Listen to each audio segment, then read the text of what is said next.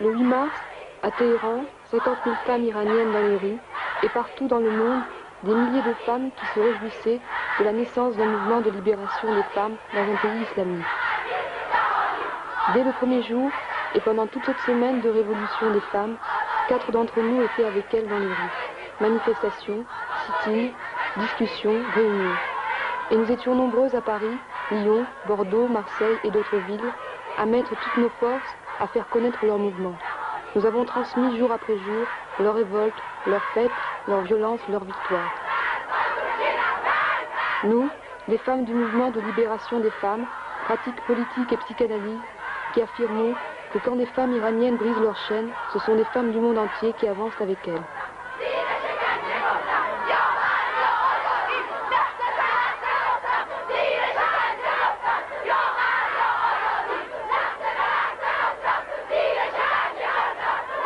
Le 8 mars n'est ni un jour de l'Est, ni un jour de l'Ouest, c'est un jour mondial.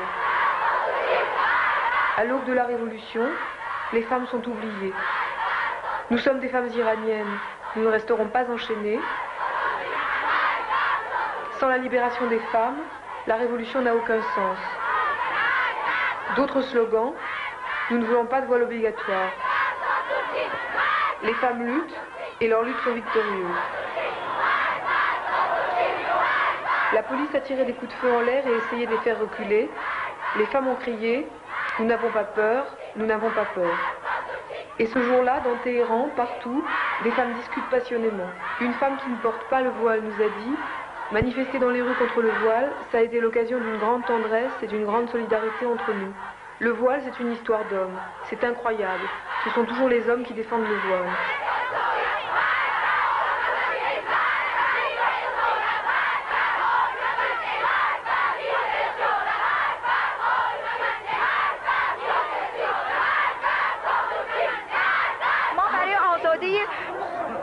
Nous, les femmes, nous avons eu des martyrs comme les hommes. Nous avons lutté avec le voile et sans voile pour notre liberté et pour celle du peuple.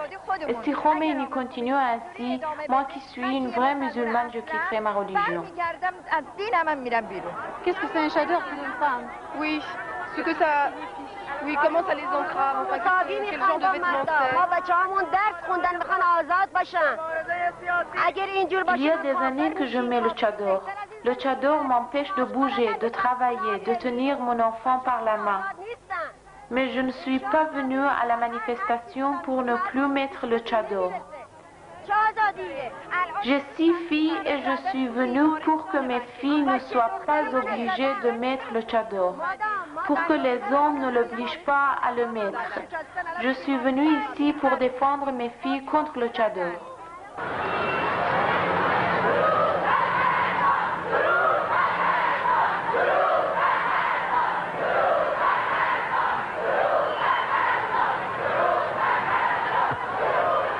En passant devant l'hôpital, les femmes crient « Salut les infirmières, rejoignez-nous ».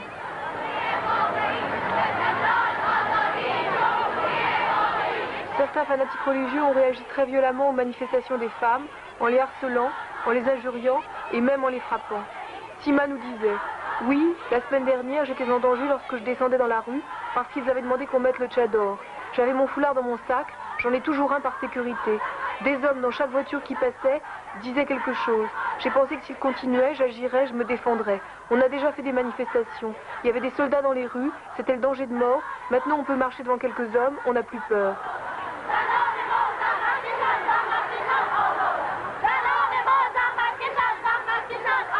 از اول که مسئله حجاب رو مطرح کردن ما همه زنا و اونایی که واقعا Quand notre révolution a commencé, toute la nation luttait pour le triomphe de la liberté contre la dictature et l'impérialisme américain. Tous ensemble, femmes et hommes, sortions dans les rues et crions ensemble pour tout ce qu'on a demandé et enfin on a pu l'obtenir. Et nous, dans notre école, nous faisions des études. Nous travaillions en même temps dans les hôpitaux. Quand il y avait des blessés, on les soignait sans demander d'argent. Après, ce jour où l'armée et la garnison s'est rendue et où la révolution a triomphé, nous étions dans les rues. Et puis l'ayatollah Khomeini a dit « Ne faites plus de manifestations, n'allez plus dans les rues ». Alors nous sommes retournés à l'école. Mais depuis jeudi dernier, les religieux nous posent des problèmes. Il y a quelques jours que nous sortons dans les rues et nous disons que nous ne voulons pas de voile.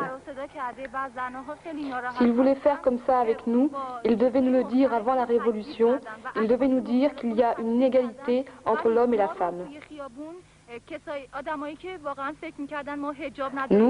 Nous parlons pour notre droit. Nous parlons pour notre droit égalitaire avec les hommes. Et nous pensons, si nous ne parlons pas maintenant, quand la Constitution sera écrite, ils ne nous accorderont plus rien.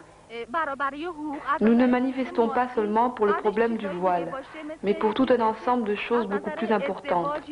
Les femmes avocates ont été les premières à réagir et à faire des manifestations, et nous les avons suivies. Maintenant, elles sont en désaccord avec nous. Elles disent que ce problème est résolu. Mais nous voulons poursuivre notre lutte. ما نمیتونیم با اون حجاب و با اون چیزهایی که اونا میگن بتونیم اونقدر که دلمون میخواد و میتونیم به مریضای خودمون کمک بکنیم.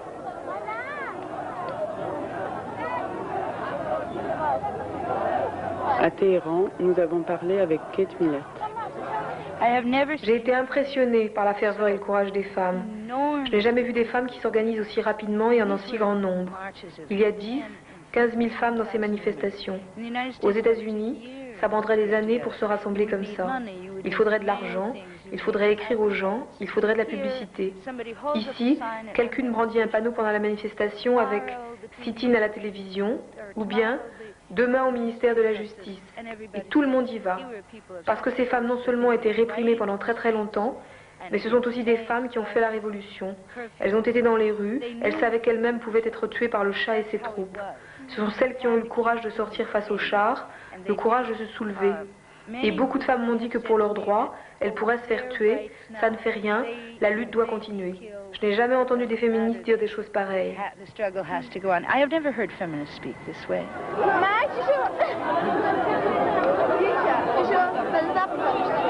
On peut lire sur ce panneau, nous refusons la tyrannie sous toutes ses formes, nous anéantirons la réaction sous toutes ses formes. Les lycéennes étaient tellement joyeuses de manifester, ça leur a tellement plu qu'elles ne veulent plus s'arrêter. Mojgan nous a dit « Je veux vivre libre, je veux parler quand je veux faire tout ce que je veux, je n'accepte pas qu'on me donne des coups, je veux écrire tout ce que je veux écrire, jusqu'à maintenant je ne pouvais pas. Ma mère pense comme moi, elle veut la liberté, elle ne supporte pas de ne même pas pouvoir se promener dans la ville. »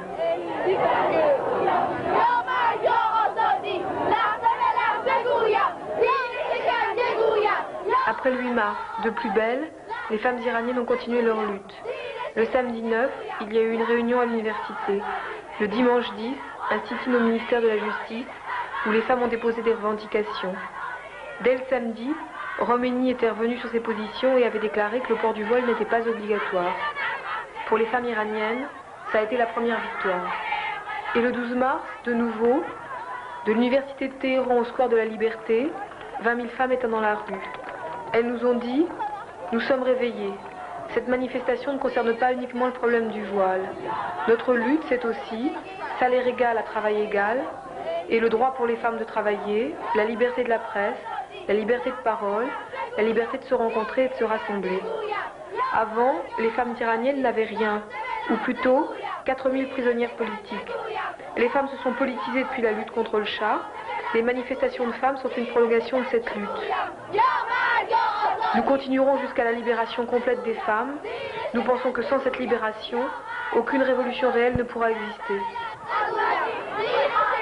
On voit sur ces images que pour refuser le face-à-face avec les fanatiques religieux, les femmes iraniennes leur tournent le dos, calmement. J'avais envie de te demander pourquoi vous êtes venu là faire un sit-in devant la télévision à Téhéran. Ah bien sûr, parce que vous savez, à la télé ou à la radio, il y a la censure, quoi. Oui. On n'a pas le droit de parler pour les femmes. Il y a seulement le gouvernement islamique qui doit parler, qui peut parler. Et nous, les femmes, on n'a pas le droit de parler. Hier, on a fait une manifestation. On avait à peu près 10 ou 15 000 femmes, mais ils n'ont rien dit à la télé. Seulement, il y avait des femmes, des femmes qui travaillaient à la télé.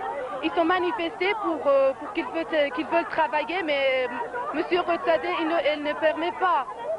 Alors, ils ont dit seulement qu'il y avait des femmes qui sont manifestées devant la télévision Et il y avait des femmes qui avaient des couteaux à la main. Et c'était ça, c'est tout.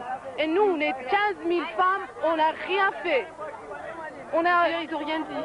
Ils n'ont rien dit, c'est-à-dire on n'a rien fait. La manifestation, c'était rien. Les femmes ne doivent pas juger, les femmes doivent mettre le tchador, les femmes doivent faire ça, les femmes doivent faire ça.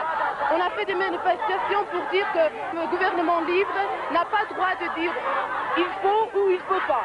C'est nous qui choisirons. Et c'est nous les femmes qui choisirons notre droit.